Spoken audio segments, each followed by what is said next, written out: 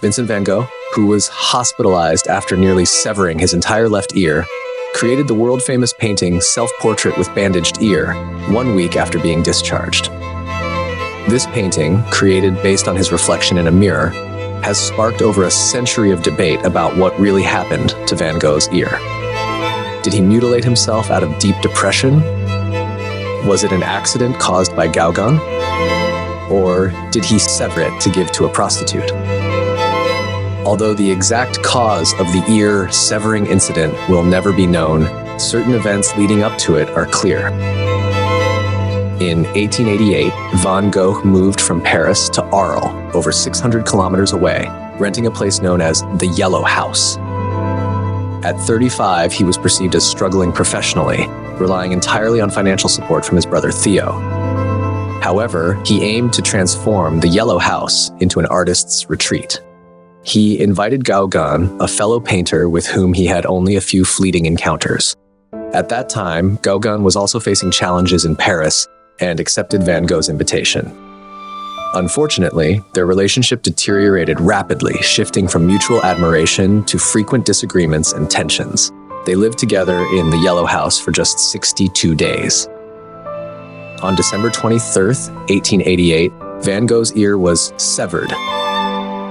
Gauguin later claimed that Van Gogh had followed him during a walk that night, rushing toward him with a razor in hand. But many people don't believe this account, as Gauguin had left the Yellow House that night and was more likely staying at a hotel. What's certain is that Van Gogh and Gauguin had a fierce argument before the ear-severing incident. Some believe that Gauguin accidentally severed Van Gogh's ear during their heated dispute. Van Gogh told the police that he severed his own ear, likely to protect Gauguin.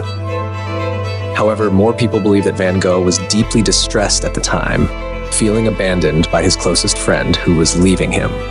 On top of that, Van Gogh learned earlier that day that his brother Theo was getting married, which further depressed him. In this state of despair, Van Gogh severed his left ear. A trainee doctor, Felix Ray, later made a sketch of the wound showing that Van Gogh had severed nearly the entire ear, including the earlobe. At the time, he suffered from severe bleeding. He bandaged the wound himself and then wrapped severed ear and delivered it to a local girl working at a brothel, whom both he and Gauguin knew. Some suggest that this act was a joke that Van Gogh had once mentioned to the girl. The next day, he was found unconscious by the police and taken to the hospital. Dr. Ray stated that too much time had passed for the ear to be reattached, so he placed it in a bottle of alcohol in his office, which was later reported stolen. After the incident, Van Gogh and Gauguin never saw each other again.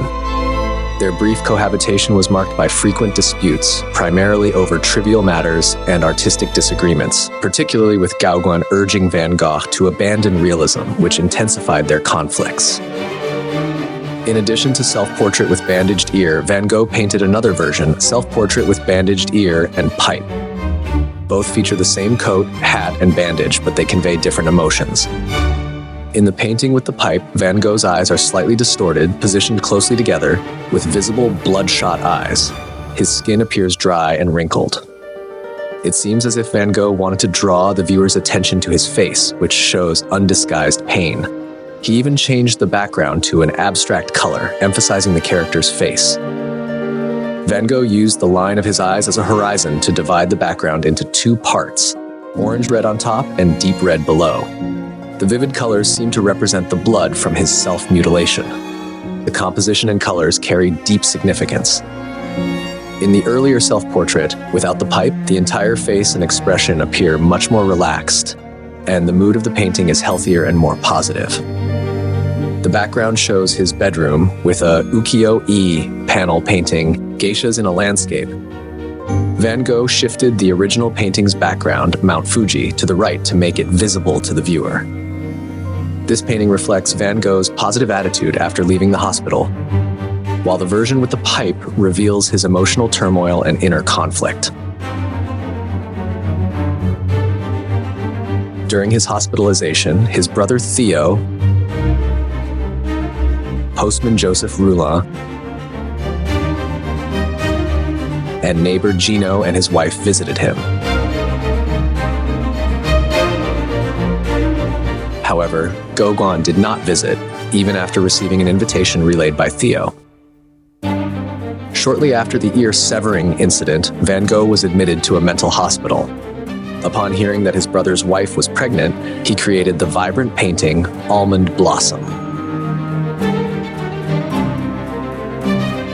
During his stay at the hospital, Van Gogh's creativity became more intense, sometimes producing a painting a day. Some of his most famous works, including The Starry Night and various sunflower paintings, were created during this period. However, he never fully recovered. On an ordinary day, he went to a wheat field he had painted the day before, wheat field with crows, and ended his life with a revolver at the age of 37. Van Gogh wrote over 2,000 letters in his lifetime, most of which were addressed to his brother Theo, with whom he shared a deep bond. After Van Gogh's death, Theo fell into deep depression and took his own life 6 months later at the age of 33.